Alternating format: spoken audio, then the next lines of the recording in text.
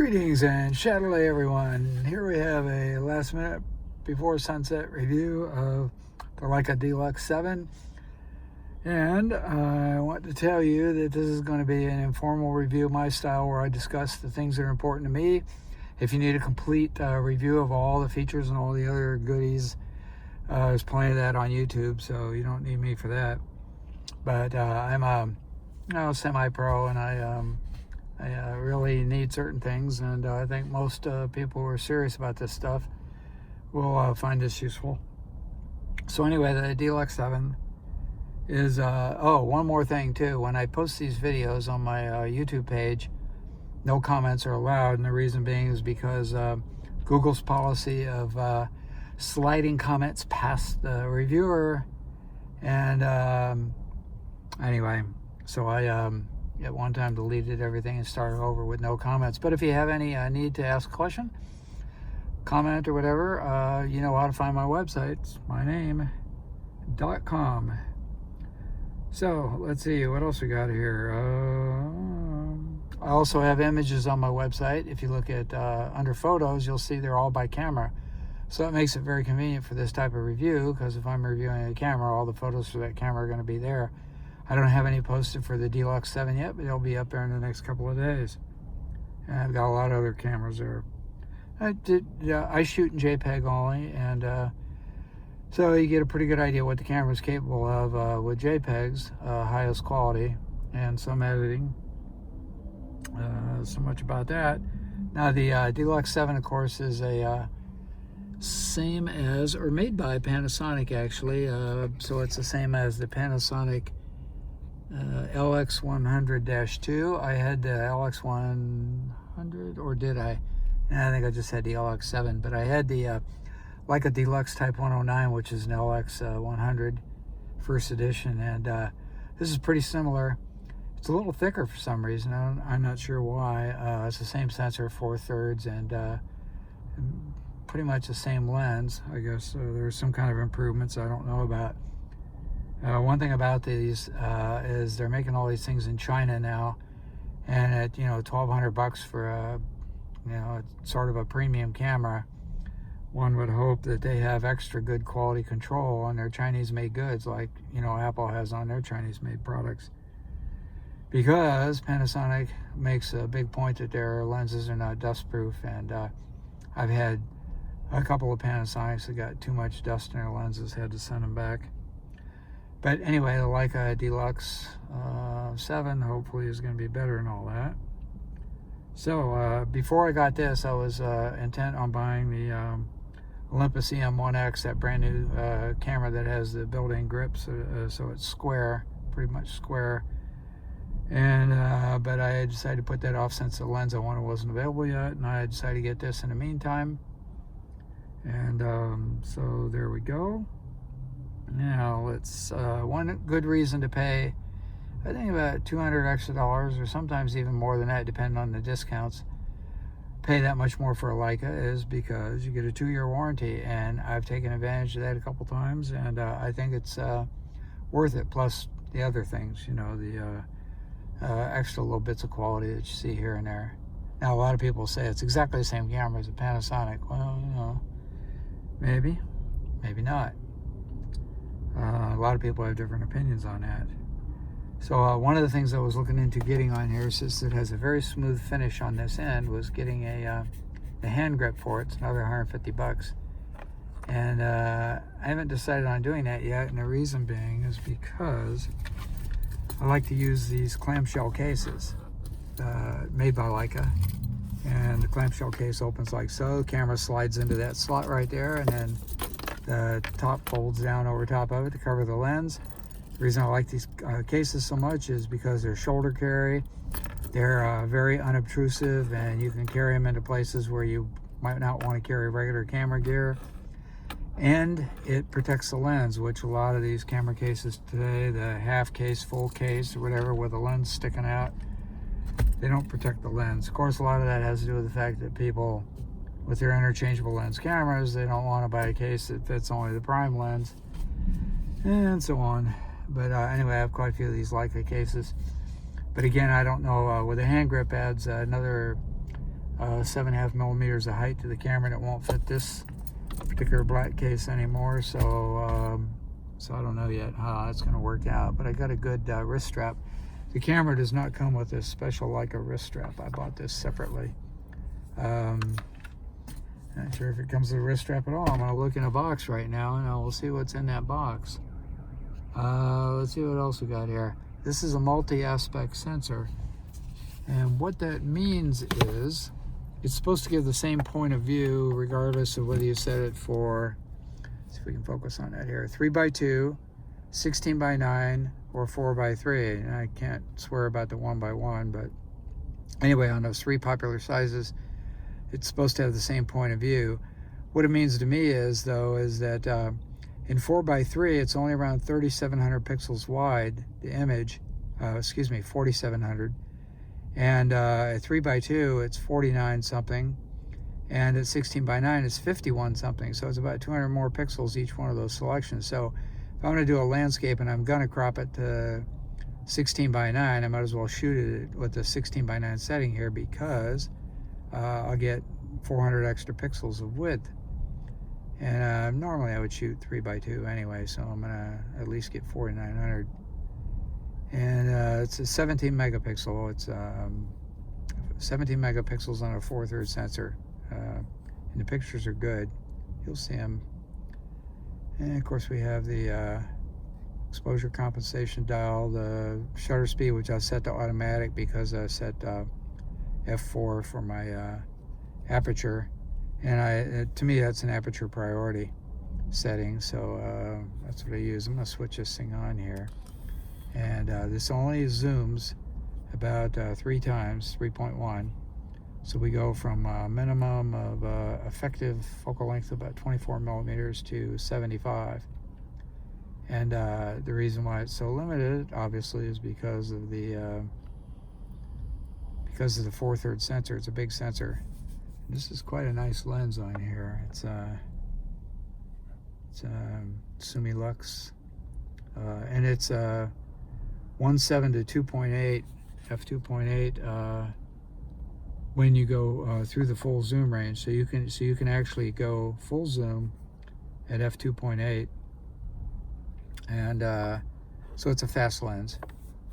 Very fast lens. And what do we have? The base ISO is 200, but they say you can set extended ISO and go down to 100. I tried it. Couldn't tell the difference in noise. I'm going to have to do some more experiments with that when I get time. But here we have the hot shoe cover here. And it, I think it does come with a flash unit in the box. And here's the EVF. And what's our little red light flashing in here? It must be the camera. So anyway, oops, I get the 1 minute timeout on there. They have an EVF and a monitor switch here, so you can switch the EVF. I looked through the EVF already. It looks pretty good. It's high res. So I don't generally use it, but it might be the best thing to use if you're going to do manual focus in dim light, and then use your focus assist. It enlarge the focus area on the screen so you can get a better focus that way. Video, of course, has the 4K option and all the other stuff, but the thing about the video in 4K is I uploaded one recently to YouTube and it just trashed it. And I read from some places that I don't know if there's a way to trick YouTube to get your full res on your 4K video. I don't know. Maybe you have to have a special account to do that. I'm not sure what the deal is. But anyway, it could be an issue for some people. So I normally shoot just regular HD 1080 by 1920. So what else we have here? One of the things I like about this camera, and the other one that I have, this is the Leica D-Lux. This is the 1-inch sensor predecessor to this D-Lux7. Not the same camera, but it's same as the Panasonic ZS200. Even though the zoom goes up to 360 millimeter on here, it's pretty crappy. So I'm not real big on that. But anyway, if you need that kind of reach and everything else, you might get a usable photo out of it that you wouldn't get out of a camera that only goes up to 75 millimeter, like this D-Lux7. So one of the things I like about this is instead of having to use HDR and some other scheme that they have in here that blends multiple images together, they have a highlight shadow feature that raises the shadows and lowers the highlights accordingly. You can do it. You can set it anywhere from 1 to 5, minus or plus, on shadows and highlights, and you can save those. And that's a really great feature. That's worked sometimes, especially like in bright sunlight where it's really harsh lighting. So another thing about these cameras, these Panasonic made cameras, is the tripod sockets. They always give you a warning in a book. Don't ever use a tripod thread greater than 5.5 millimeters in height, because it can tear up the tripod socket on your camera. So there's a warning in a book, and people should pay attention to that. I should also mention batteries. I always get the genuine Leica battery, and even so, I could buy the Panasonic battery and use that safely, you know, for the in this particular case, the LX102, and I'm pretty sure that would be fine, because Panasonic, you know, makes everything really. So however, you know, you don't want to use some really off-brand on these things, because, you know, a lot of them are really crappy. They're not good. They don't hold a really good charge, and if they hurt your camera, you're screwed. So it's not worth it. You know, buy the genuine battery, or at least in this case, get a Panasonic genuine.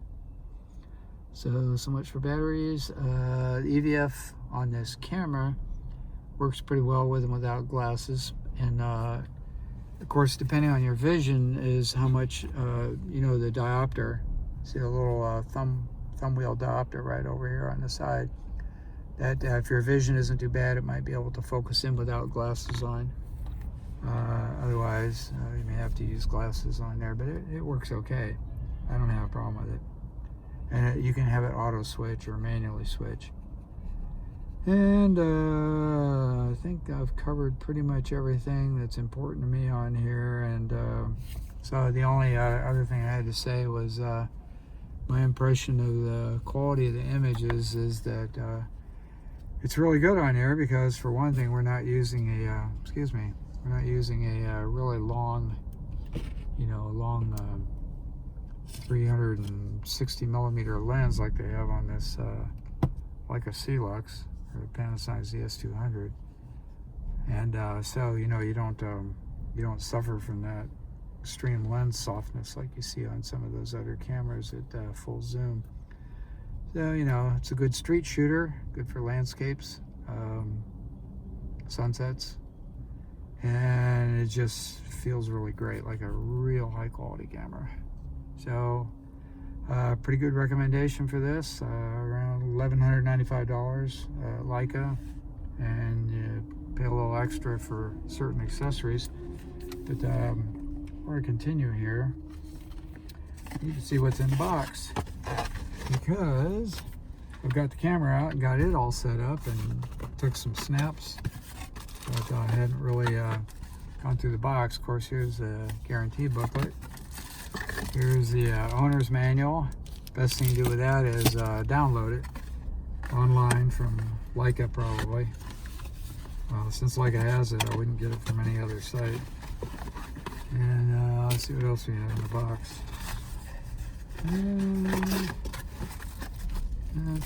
Of course, the battery comes packaged separately, of course.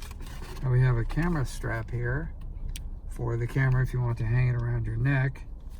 And it says Leica on it, which is really nice. Looks like it's made mostly of leather and fabric. And I never use those actually. I don't like having the camera hanging around my neck. Here's the USB cable for charging, and I'm pretty sure this is still micro USB. Yes, micro USB. And let's see what we have in this bag. A nice little drawstring bag right here. I'm guessing this is probably going to be the flash unit, and there it is. Can we take this out, or is it all sealed up? Yeah, we can take it out. There it is. So there's the hot shoe mount down here, and there's the flash. And so we got a separate mountable flash unit. They decided to do that way instead of, so that they could use the hot shoe, or rather use the space over in there in the camera for the EVF and not have to have a pop-up flash there. And there's the battery. I'm using the d-lux battery since they're the same. And for an external charger, this is all they include, which is a, you plug it into the wall and then plug a USB cable into here. But it charges the battery in the camera only. So this camera, like the d-lux before, it does not come with a charger where you take the battery out of the camera and charge it separately. So I had to buy that. I bought the Leica version, $100, and I got an extra battery. Anyway, they have some Nightcore chargers that they sell down there at Leica Miami, and some of those Nightcore chargers have at least 2 slots in them, so you charge 2 batteries at one time externally to the camera. They recommend them, so I do. And you know, a Nightcore charger sounds like a really good deal. Nightcore makes good stuff. We got a lot of their flashlights. So anyway, now that we know what's in the box, we know all about the camera, it's time to close. Thank you very much.